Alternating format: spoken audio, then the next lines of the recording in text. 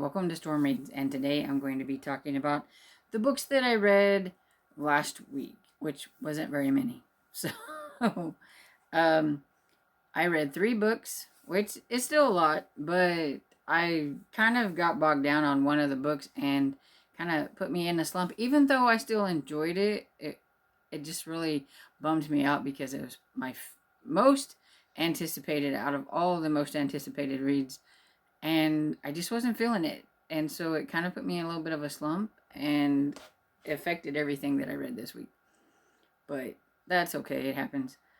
I'm actually probably in the middle of way more books than I've actually read. So, but the book that I was talking about is An Imposter by Deanna Reborn. I gave it 4 stars because I did like the last 40% of the book, but that first part was really boring to me, and I'm really bummed because this is my favorite historical mystery series. This is Veronica Speedwell series. It's number 7, and I love this series, and I've never had a problem reading this series. I've always read them really quick. But this one, it just took me forever to read, and I was upset and aggravated, and so yeah, it was starting to slump me, and I was just like, oh. And this one, I think a lot of it had to do with just I wasn't interested in the mystery.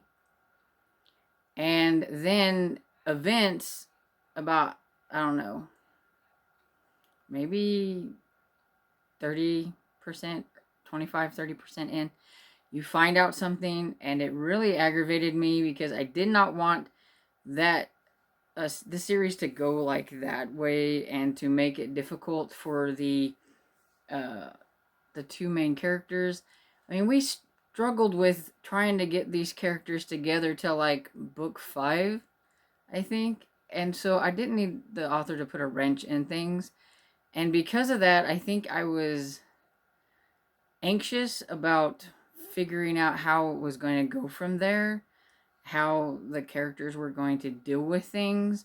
And because of that, I think it kind of put me off of not wanting to read it and everything. And even, I mean, you think things are getting kind of resolved and you kind of know where it might be headed, but at the same time, it just really, really irritated me, the ending.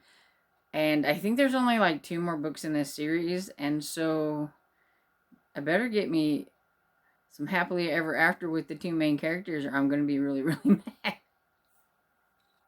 But it's still my favorite historical mystery series. I love the banter between Veronica and Stoker, and I think it was missing a lot of that in this one. Was one of the reasons why it was kind of bumming me out. It wasn't till maybe the last 40% that we got a little bit of that, but even still, it was, I felt really bad for Stoker through this whole thing. Just put it that way. I'm trying not to say too much about it because it is number 7. And there is a lot of things that happen between these characters. So you really need to start with the first book to really understand things. And so, yeah. But, I mean, I gave it 4 stars. It felt more like 3.5 for me, actually. But I gave it 4 stars for, Goodreads and stuff like that. But, yeah, it kind of bummed me out. Then the next one I finished is Cameron Battle and The Hidden Kingdom by Jamar J. Perry. And I enjoyed this one, but I feel sorry for it a little bit too because it kind of kept getting pushed back because of other reads. And then I was kind of slumpy and irritated with the previous book, and then I was trying to finish this one, and there were just times in it when I just wasn't really feeling it very much. And I think the way I feel about this book is more of a mood thing and not the book per se. And so because of that, I do believe it would be a 4-star read, but it was feeling more like a 3.5. But I do think if I was finishing it up in a different mindset, then it probably would have got a little bit higher rating. So I'm just going to go ahead and say that it was a 4-star because I will give it 4 stars on Goodreads and stuff like that. But yeah, it's about Cameron Battle and his family. He learns our descendants from a tribe it's like a hidden, like, secret dimension of the people called the Shadandi. And his parents were actually killed trying to protect this, and he didn't know that was the reason why his parents were killed until he opens up the book of Shadandi, which is a book of his ancestors, and he used to look at it a lot with his mom and his grandma and even his friend Zion and stuff. But there was one point when something happened, and I think it was when his parents died, that the grandmother locked the book up and like told him not to look at it anymore. And she was trying to protect him from things, but you can't protect somebody when it is their destiny, I guess. And their friend Alea come over with them, was going to spend the weekend with Cameron and Zion, and she was curious about the book and wanted to check out the book. And so Cameron, they snuck up there and they did. And when they like opened it up, it started making all this kind of racket and everything, and they get swooped into the Shadandi. And so they have to train to be these warriors, so that in using the uh, I think it's called Danbi, and I could be pronouncing it wrong, but this has a lot to do with West African folklore and um, things like that, which I found very interesting. And I couldn't pronounce a lot of the stuff, and I even looked up some of the stuff to try to figure it out and things like that. But I know that the Dambi is still a way of fighting that they have over in Africa. It's really interesting. I looked it up on the internet. I don't think it's quite as fantasy based as the kind that they had, because theirs was quite different than if you just watch the actual boxing technique or whatever on YouTube. But yeah, it was pretty good. I enjoyed it. I liked Cameron, and I think I liked the fact that he wasn't perfect at everything. All of a sudden, he becomes this descendant, but he wasn't good at anything, and he was still afraid, and his friends were scared. And I mean, I think that's realistic for 12-year-olds. They shouldn't just go into this thing thinking that they're going to defeat all this evil and everything when they're 12 years old. And so I like that they weren't really equipped for doing that. And I thought it was funny. It was kind of fun that his two friends were better at Dombey than he was. And here he is supposed to be the descendant, and he couldn't figure things out like they were. And so I thought that was kind of cool. So he's not like Mr. Perfect as soon as he gets into the other world and everything. So I like that. And so, yeah, if you like a fantasy middle grade, I would give it a try. I do believe it's going to be at least a 2-book series, because I thought it was going to wrap up, but it didn't. But it seemed like there was only just a little bit left. Like they only needed to do like one more thing or something like that. So I don't see it being a trilogy. So I'm thinking maybe it'll be a duology, but we'll see. I just know that it did leave you hanging a little bit, not like on a cliff, but you still knew that there were some unresolved issues that they needed to finish. So, but yeah, it wasn't too bad. Then I listened to Class Reunions Are Murder by Libby Klein. And I think I hyped myself up a little bit for too much for this one, because everybody was really loving this series and saying how funny it was and all that stuff. And so I guess maybe I thought I was going to enjoy it a lot more than I did. I do think it has potential to be funnier and more interesting, I think, in book 2. So I will be giving it a try. But it's about, and I can't remember her name. Oh, it's about Poppy McAllister. Just think of what the name of the series is. Because it's about Poppy McAllister. She gets talked into going to a high school reunion with her friends, where the mean girls are still mean, and they thought they were there to learn something. Then one of the kind of mean girl is murdered, and of course Poppy was seen having problems with her, and he thinks she's one of the main suspects, and so she's got to figure out what's going on, especially since it seems like one of the police officers investigating, they must not got along in high school either, because she seems to want to take her down, and so Poppy is having to figure things out. And her Aunt Jenny was a lot of fun, and some of the older characters in it, which is why I think it has potential to be a funner. Once, um, maybe we get more of Aunt Jenny and her friends, I think. But this one, is just build up and character build up and learning about Poppy and all that stuff.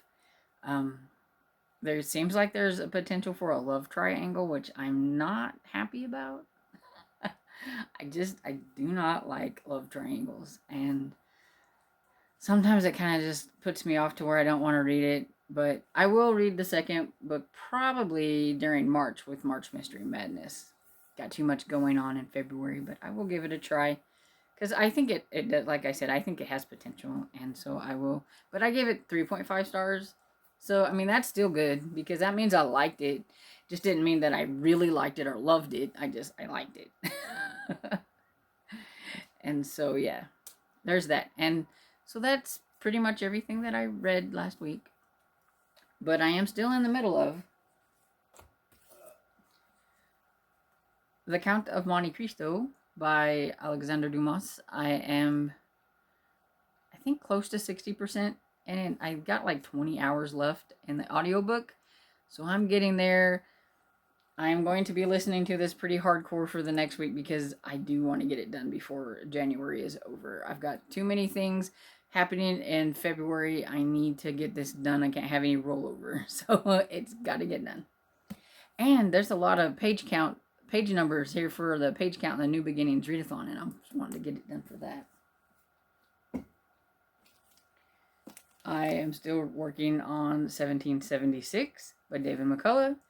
This one I haven't gotten very far in, and I need to work a lot on this one this week too.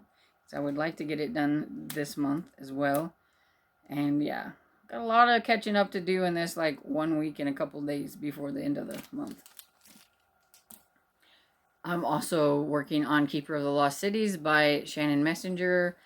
Me and one of my friends, Sherry, are buddy reading this one, and so I need to get this one done by the end of the month, and I don't know, 30-something% into it, I think. And I'm enjoying it so far. I can see why some people haven't enjoyed this series, but I'm just kind of going with the flow, and it's not that bad. I mean, yeah, she is kind of seems like she's a little bit perfect at everything, but it's not her fault. She didn't want any of this. I mean, you can tell, like, she doesn't want to be perfect at everything because nobody wants to be her friend. So, I'm just letting it go, and we'll just see how the book ends. I picked a hefty one to read during this month, but yeah, because this one's almost 500 pages. So, yeah. I am also working on Burn for Me by Ilona Andrews, and this one is also a buddy read that I'm doing with my friend Barb, and I need to have this one done by Wednesday, and I'm listening to it on audiobook, so I'm fairly certain I can get it done. I'm about 15% into it now, and I will probably listen to it some more tonight, and probably while I'm doing some outside chores, because tomorrow's supposed to be nice, so I'll probably need to stack some wood and do that kind of stuff and try to get ready for the next couple of days. It's going to be cold again. But yeah, I'm enjoying it so far. Pretty sure that's everything that I'm in the middle of right now. I would like to get to The Appeal by Janice Howlett so that I can get in another e-arc that I had. But I'm not sure if I'm gonna make it. But if I can, this one will be up next. If not, I will probably wait until March Mystery Madness for it because it is kind of a mystery thriller. So I might just wait till then. Yeah, so that's pretty much everything. Oh, I do have one thing. I got this a couple weeks ago and I forgot to mention it. But since it is not something that I am particularly interested in, but I did get it sent to me by Simon & Schuster, and so I wanted to at least throw it up here. So I did get this in the mail a few weeks ago, and this is Hardcourt by Fred Bowen and James E. Ransom. It's stories from 75 years of the National Basketball Association, And yeah, I don't do sports, and so this has no appeal to me, but it might appeal to somebody else, so I thought I would show it on here that you can get this really cool. And it's got really nice pictures and everything in it.